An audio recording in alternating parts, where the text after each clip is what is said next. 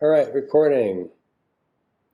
All right, so last week we talked about the Bauhaus and Art Deco and Mies van der Rohe in the international style, um, and that's a lot of that is between World War I and World War II in Europe and in the United States, and a little bit after Mies van der Rohe came to the U.S. after, like, right, a lot of his work.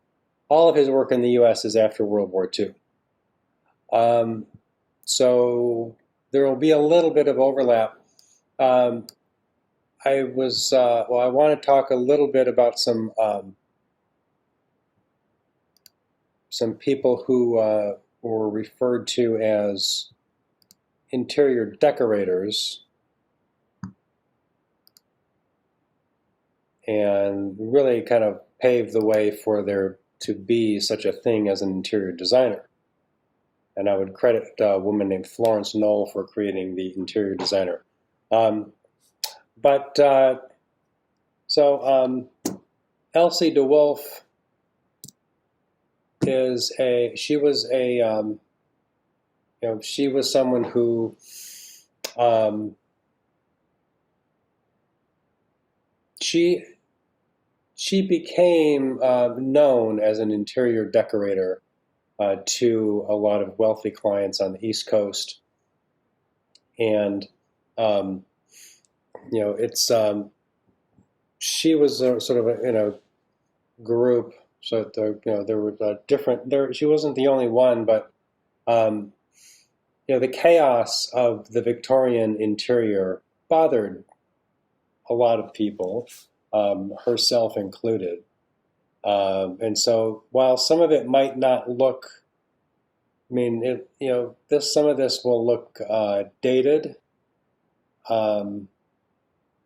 It's not. It's a lot tidier than the like if you compare this to Victorian. This is much cleaner in terms of stuff, and this like the striped wallpaper, white furniture. She liked light surfaces, mirrors, and natural light in interiors. So here, probably something I think she might be best known for is a design for the Colony Club. And the Colony Club in New York City was a women's club. It was very common in the 19th century, early 20th century, for there to be men's clubs.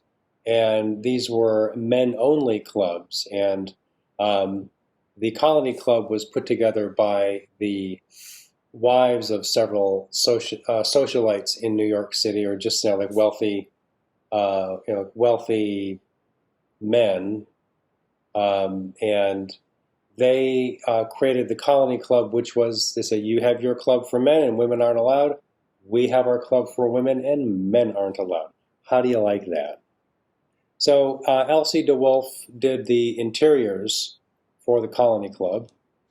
So this is kind of a new thing where there is a person who chooses furnishings, chooses colors, decide what's going inside, what is going in the interior. This is a period of time like just before. This is the women's suffrage movement is going on at this time. Women don't earn the right to vote until for another decade, a little more than another decade from when this was designed, and it's really sort of like a well, it's sort of an expression of that, where feminism is getting going. Women are fighting for the right to vote, basic rights. And women still, in 1905 to 1908, women still did not have the right to vote, which is stupid. But that's the history of this nation. So so this so it's in some respects, like the home, um, and this is for people who have the means to hire or um, even engage in interior decoration or redesign. Um, you know, the home, women working, like staying at home, raising children. Um, the home becomes their sphere of influence. The man goes to work. The world is where he lives. He lives out in the world, moves out in the world. She manages the household. But what starts to happen in the 20th century is that women start to assert an absolute right to decide what goes into the house and what will not come into the house. Like, that stinky old chair or that weird, sculpture you want to put in here or that lousy table that you've had since you were in college. So it's sort of like these are like steps toward greater equality or steps toward some sort of um, influence, I guess you could say. This is a dining room by designer Mark Hampton, which is a copy, sort of like, copying the style of Elsie de Wolfe. See, like green and white striping was sort of a signature move of hers. But you see these Chippendale chairs, Chippendale stuff never goes out of style. But there's like white and green and white. It's light, with an antidote to the heavy Victorian interior. Henry Clay Frick, wealthy New Yorker. If you've ever been to the Frick Museum, it's a small art museum that is the Fricks, the collection of the Fricks.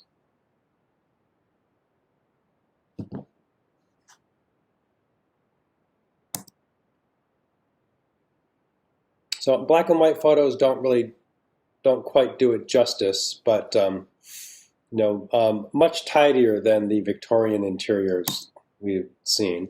And this is, for a period of time there, later in her career, she got into the sort of Art Deco fad of animal skin. And here is some poor zebra skin and then a faux zebra skin carpet going up the stairs. But otherwise, I like it. That railing balustrade is really quite nice, very understated, and mirrored surfaces. See these like sort of like ersatz columns, little Ionic capital with this big tall mirror.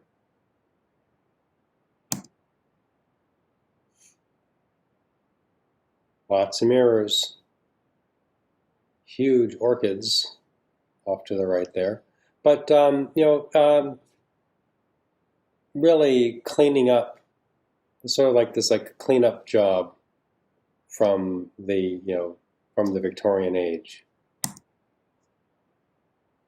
She bought a small French house from I believe he was one of the I guess he was a French royalty, still like living in the early 20th century, and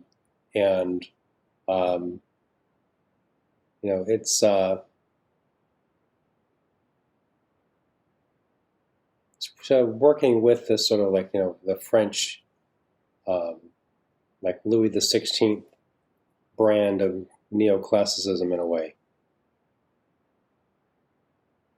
But man, the huge flower arrangements were also a thing here, apparently. So, Elsie de Wolfe is a good person to know about, just as a someone who is, sort of helped pave the way for you, that there might even be such a field as interior design. I love this like weird tree column. It's probably not even, it's not even structural. It's just a tree, decorative tree sculpture in the interior. Again, with the green and white striping.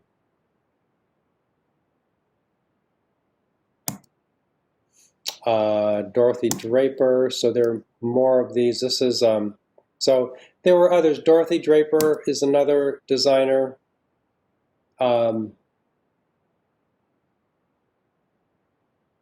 That's red. I like it.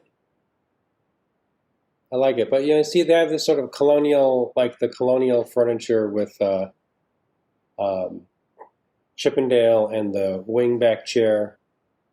So that's very American East Coast. And so you see the Greek fret around that table. So it's still a little bit of a collage and sort of eclectic combination of styles. But those like the boldness of that red carpeting and red wall, and then the simplicity of the white mantelpiece and objects. It's in spite of all the stuff there, it seems a little cohesive.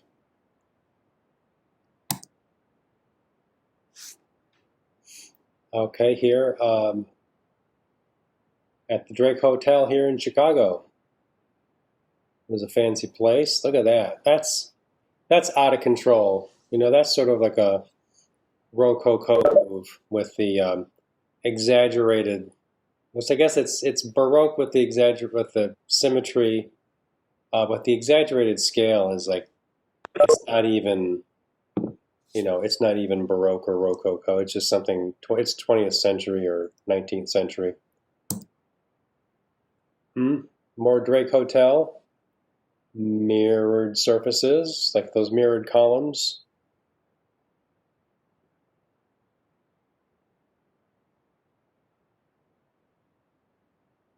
Look at the upholstery on those chairs. Wow. And the booth, the backrest on the booths back there, the big shell-like thing. This is pretty deco, I'd say. Yeah, this is very deco-y. So, good, there are people early 20th century doing interior design.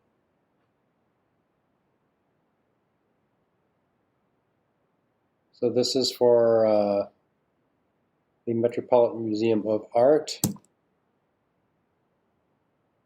Brazil is all over the place. Fairmont Hotel, I've been there. Yeah, that's the Fairmont. But, she did not design the architecture, but she chose the furnishings, carpeting for the lobby. That'd be a nice job to have. That's cool. That's sort of like like this gosh, this is like very unique, isn't it? The scale of that clock sort of has neoclassical elements in it. Yeah, I'd say this is sort of like a deco-y. I don't know, but it's pretty original. I guess that's sort of the reason some people will, someone like Dorothy Draper will stand out as she does stuff like this. Anyone have? I don't think I've ever seen those patterns and colors all put together before. It's like I don't know what to look at first. Yes, it's it is chaotic. It's really intriguing though. It's like I was going to super say interesting to look at. that the sofa and the carpet or the rug, they're definitely clashing. Yes. Yeah. I really like the flooring. I like that. I do. I like the floor. I don't like Yeah. the sofa. That's it's the I don't sofa. know. The sofa looks outdated, or like it just doesn't go. Like Yeah, I if there really were like that lamp solid. as well. Yeah, the carpet's cool. I love the ridiculous striping on the walls. Um, if Yes. that, if that sofa were just like a solid gray, that would be so much better. Or even like the blue of those chairs. Yeah, the blue doesn't even look as bad with the carpet. It's really the sofa. Yeah, it's just like a. Yeah, I think one of the problems with this is that the greens clash. Hmm. The greens and the flowers on the table. That green matches the green in the carpet, but that sort of teal color just it's really just abrupt. Out of place. It's just like yeah, it looks out of place. I see some pink furniture back in that back room. Ooh, I yeah, was just going to say the orange pillows, and I can see that pink couch or pink chair in the background is really bothering me too. it's I kind of like the pink. yeah, yeah. Well, this is where if you looking at this is it's really I think it's important to develop a sense of what you think looks good and what doesn't and why. Um, it's easy to say something looks good or something looks bad, but to be able to articulate the reason is extremely important. Well, to just begin with, definitely the couch and the rug, the pattern is much of the same kind of scale, and I think that is why they don't go well together. If it was a smaller scale, or if it was a different, not that, kind of like naturalized type of thing. But if it was maybe Yeah, geometrical or something else, yeah, it would have been different or solid. That's probably an easy way to go. yeah, Um, yeah, just something different or smaller scale, just different scale would make a difference, I think, here. yeah, yeah. I feel like the carpet and the sofa patterns, they both have the same effect of drawing you in. So it's like my brain is confused which one to look at. Yes, and you keep going back and forth because like I got to look here, I got to look here, Yeah. I got to look here, I got to look here. Yeah, it's a bit. And then you end up liking one better than the other. And so then you end up hating the other one Yep. because it's clashing with the one that you like. Yes, that's a very good point. It backfires. It's one pattern too Hmm. many.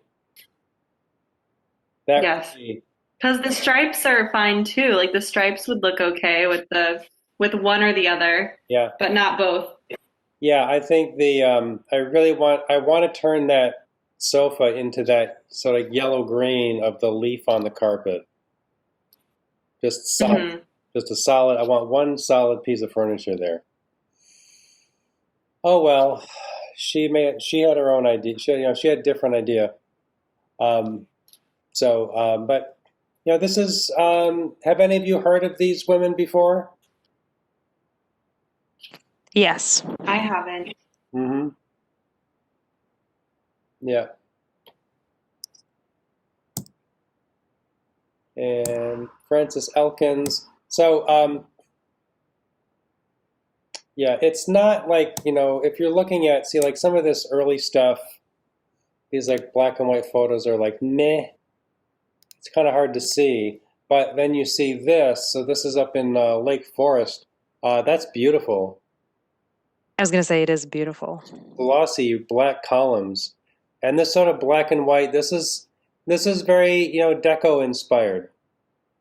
But it's sort of this deco applied to this Beaux-Arts style mansion. Like the repetition of the step, that black line of the step of each step going up um, is really beautiful.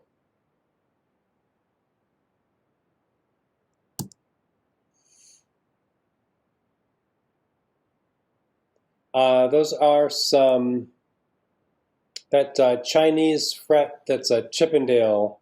They don't really look like Chippendales. They look like they're supposed to, like they're trying to look like bamboo or something. Yeah.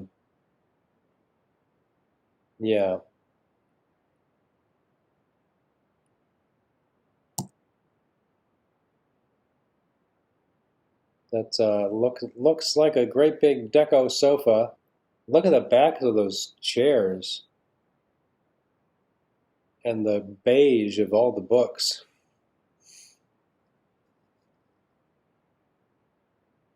Interesting stuff.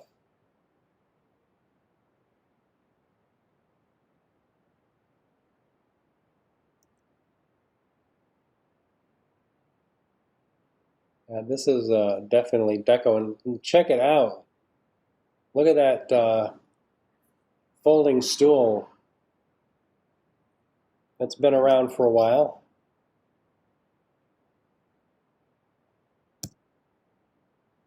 And here, this is my favorite. How many mirrors can you get in there? Let's find out. Or how much yellow of the same tone can you handle? Yes. Yes, how much custard yellow with like quilted tufted yellow. And how much time do you want to spend in there?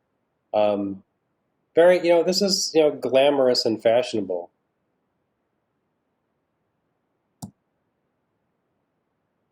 Mm-hmm.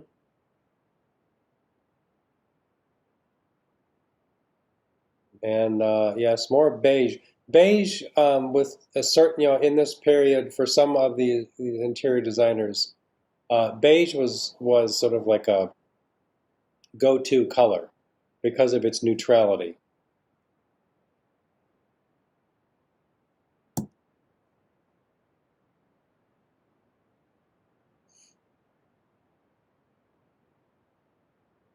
And bed designed by her buddy Siri Mom. This is kind of cool. Yeah, and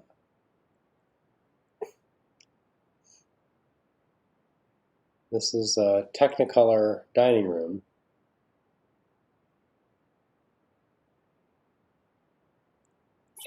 I think that room would make me anxious. Yes, I have a feeling that the photograph is a little heavy on the saturation of the red, but still, I could see that. Still, there's really you don't see any shadows in that valance of the top of the curtain, but still, that's a lot of red. And yes, it's and the flooring looks like it's red carpeting or something like that. I've never been able to quite tell, but yeah, it's a little aggressive for sure. It's saturated color is very stimulating to the optic nerve, and so when you are, if you're sitting in that room, all that red is constantly stimulating your eyes, and it will generally lead to fatigue, where at some point you would have to just get up and leave the room because it's like that red is just like yelling at you the whole time you're sitting there. God forbid you should have. Yeah, I think I'd be on edge all dinner in that room. Yeah.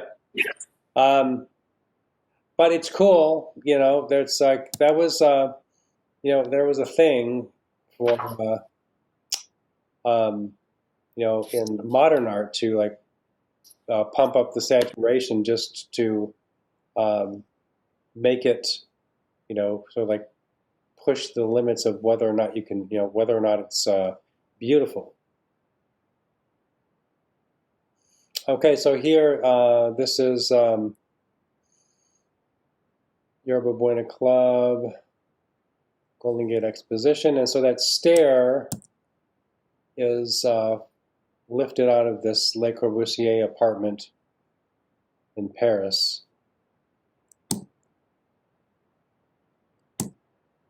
Okay, and Francis Elkins. So So more Francis Elkins. Yeah, it's a small apartment in San Francisco. Still, interior decorator. But in this case, so the difference between interior decorator and interior designer, um, they didn't think of people. They did not think of people in terms of being interior designers yet. It really wasn't until Florence Knoll came along. Sarah Mom was also a lover of beige. And beige and mirrors. So this is stylish, this is fashionable, and these very low sofa, like the sofas with the very low seat, very loungy.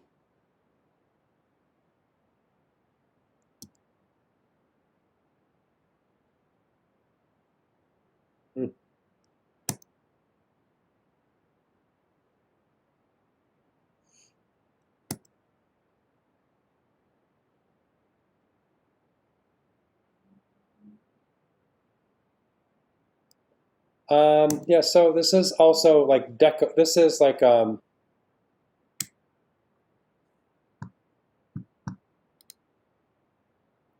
Deco. Look at the cove lighting up there. I like it. Yeah. Now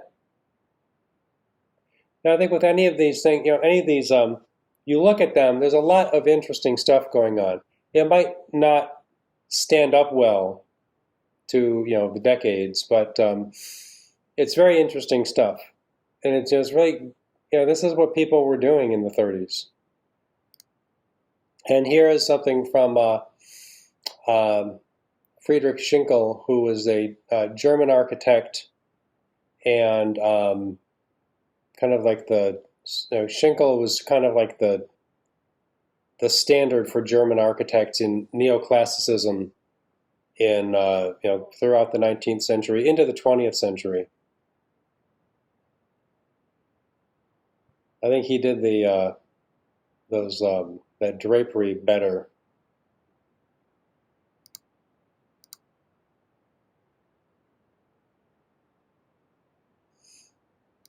So, Mom, nice drawing. Master lamp and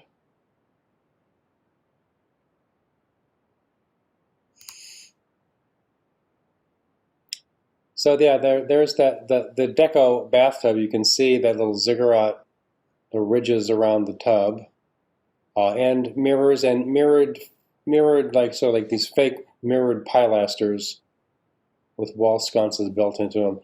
Some of this just gets visually, it's, I guess you could say, over the top, even confusing. Like where is it can be hard to tell. What is the wall and what's a reflection? They really do push the idea of these mirrors making spaces look bigger, because they do. I'd say the tub is out of place there for sure. You're like, what is this, a bathroom? Is this It's in the living room? I know, it does look like a room. Yeah, so you just you're casual with your friends. Like, I'm gonna take a bath. You guys can keep talking.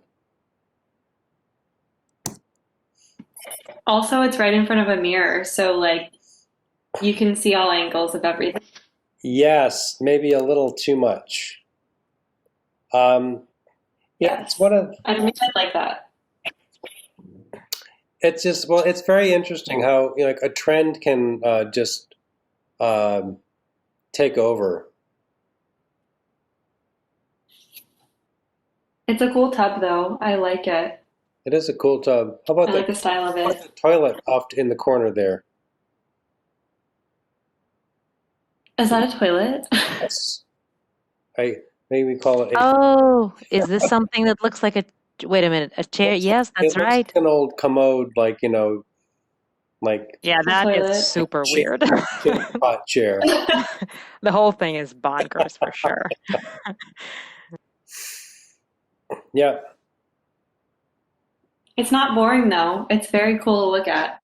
It is. Very interesting. Yeah. Yes. And I guess that, carpeting in the bathroom was not a unique feature to the 1970s. It looks like on the mirrors too, there's like an imitation of pillars. Yes, they're like ionic capitals, like they're pilasters. Yeah, there's just so many details. I could look at this picture for a really long time. There's a lot going on here. Um, you know, there's the phrase is sort of like associated with the modernists that less is more. And Yes. some people have the attitude apparently that more is more. Yeah. Look at that ottoman. Looks like That is a very nice interior. that is a very nice interior. The ottoman looks like it's upholstered with a garbage bag. Oh, but it's cool. It's like uncomfortably glossy. Yeah. Yeah, but this stuff is really it's so idiosyncratic. It's like each of these women is like just she's doing her own thing.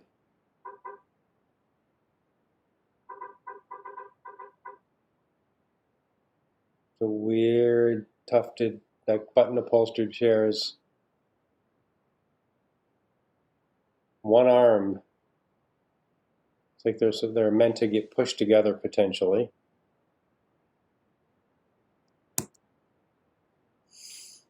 That's beautiful.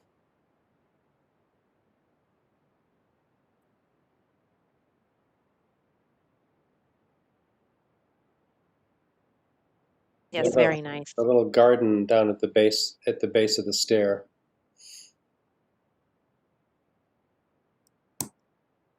And rustic, wouldn't you say? With multiple patterns. At least the chair to the right seems to be related to the color and pattern of the carpet. The two greens really don't go together. But very interesting, just like that, like, the wood left kind of, sanded and rough.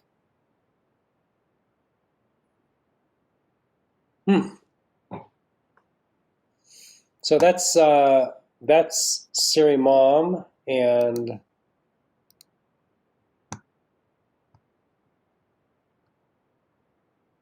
Frances Elkins.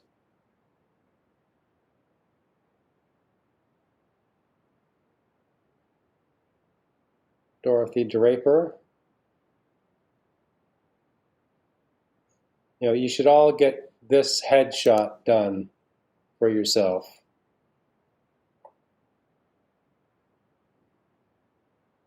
And Elsie de Wolfe. All right. Whew. So we talked about Frank Lloyd Wright also. I want to talk about some of his later work.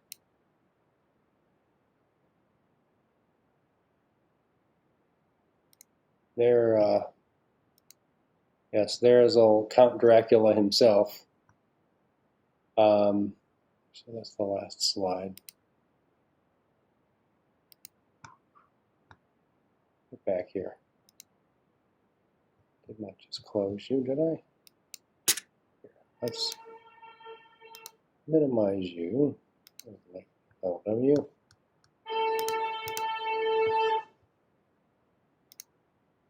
Okay. There is with his. We saw this Taliesin, which was in Wisconsin. It's still there. You can go. It's closed as a school. You can go visit Taliesin and take tours of it. Falling Water is probably his signature residential project. Here's a very nice drawing of it. And here is a photograph of Falling Water. The stream goes underneath part of the house, and apparently the client, they were doing a site visit before building the house, and the client wanted to have a view of the waterfall, and Frank Lloyd Wright said, no, let's put the house on the waterfall. So the waterfall seemed to come out from underneath the house. The stone, so something that Frank Lloyd Wright was very important to him. The stone is quarried from a local quarry, and so it, this house probably more than others really, almost seems to grow from the site. This rough stone, and then you have smooth concrete surfaces. And it looks very organic there. Yes. It looks like it belongs there. It's the part of, the nature itself. Yes. And that is where, Frank Lloyd Wright's architecture is geometric, but it's also organic at the same time. So it really looks like it just, like here, it looks like it just grew, it's part of the landscape.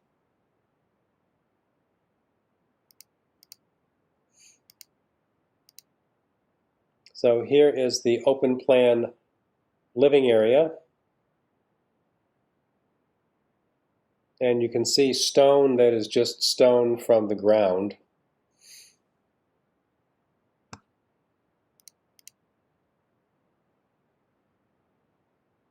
Cool idea.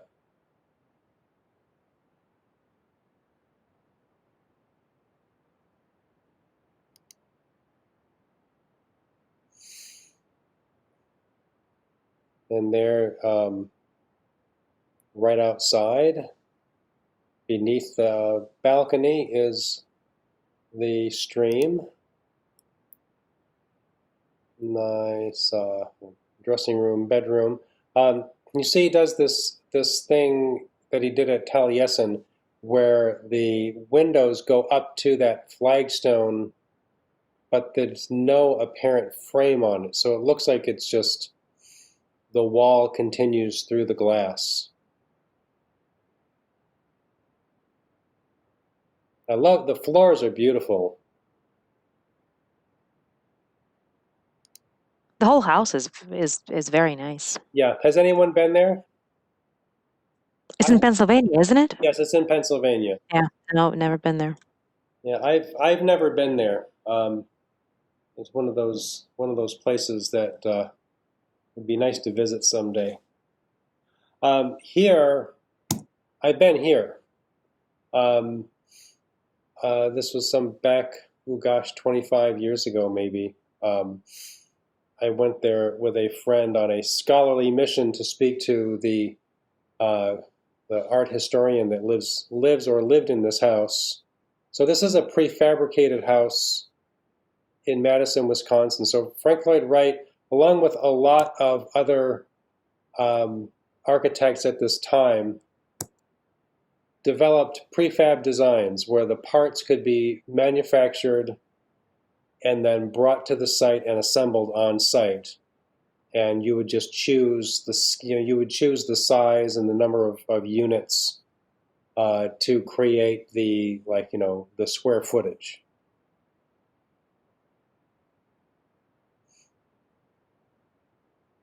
So And that's something that's kind of gaining steam now. It is. Actually, there's a lot of prefabs out there. It's becoming more important with this, the population is not going down, and we need housing.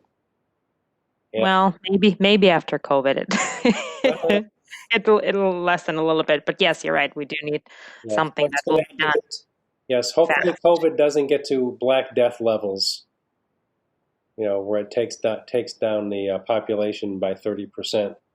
But I saw this just this weekend. I was reading some news on the news app. Somebody designed this tiny A-frame cabin that is I think it's like about $21,000. And you can have all the parts delivered to wherever you want it to go. It's very small. It's a small structure. If you're handy enough, you can even put it together yourself, probably. Yes, it's designed so that you don't need to hire a builder. You might want to hire a builder, but you don't have to have a builder. It's like simple. It's relatively simple. So this is actually a nice. I like this house. What I did notice, like walking through it, is that the passageways, the hallways are very narrow, and I kept bumping into like the brick wall, like that corner, with my shoulder because I kept misjudging how narrow the hallways are. Frank Lloyd Wright did this like thing where to make the space like the living room seem a little bit larger. The hallways are a little bit small, so that when you step out into the living room, it seems like the space suddenly becomes much larger. He could have just built a slightly larger house, but don't tell him that. But yeah, this is it's really a nice. It's really like a nice little house. So Walter Gropius of the Bauhaus, he had prefab designs that never really took off. You could buy them from the Sears catalog. No, I mean it didn't really take off because people generally want to be able to walk into a house and buy it rather than design it themselves and decide like we need the living room to be this many square feet and the dining room to be this many square feet. Most people just are not into that. But this is a nice design. And of course, Johnson Wax, the Johnson Wax Administration Building.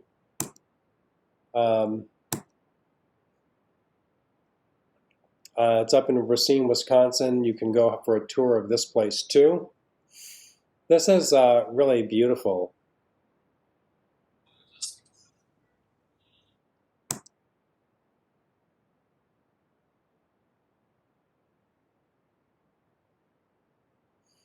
And these tree-like columns.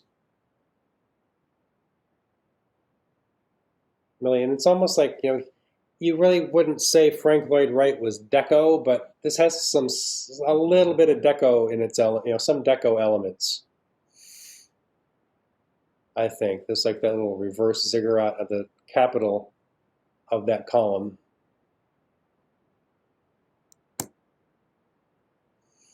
They're doing a test to test the structure of the column with all those sandbags on top of it.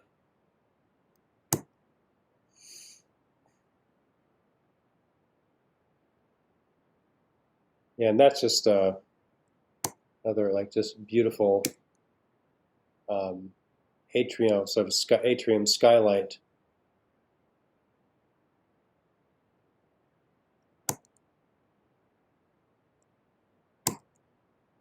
And finally, the Guggenheim. So the Guggenheim Museum in New York City, which is one of his final projects, not his last, but nearly his last. And this is the Guggenheim collection of art slowly grew to such a size that it needed an entire museum built for it. So you see this sort of like that spiral. There are galleries. There's artwork all along, along the walls of that spiral. So there's a ramp that goes all the way from the top to the bottom. But there are also galleries off the side.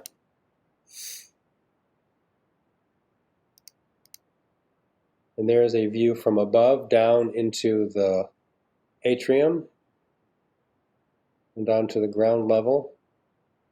if has anyone been there? No, sadly. Well, when Yeah, I was gonna say no, but I'd like to. I would, yeah, New York City. If you haven't been to New York City, there's way more. There's way more to see than you can see. You know, even like in a week. Um, but it's worth a visit if you're in New York City. Been to New York City a bunch of times, but yeah, never in this museum. I did see a lot of musicals though. Wow. Next best thing. Yes. Right. Um, all right. So Frank Lloyd Wright. Most of his work is known for being rectilinear, and near the end here, he is working with the curve. And there's some just beautiful contrasting curves in this and parallel curves.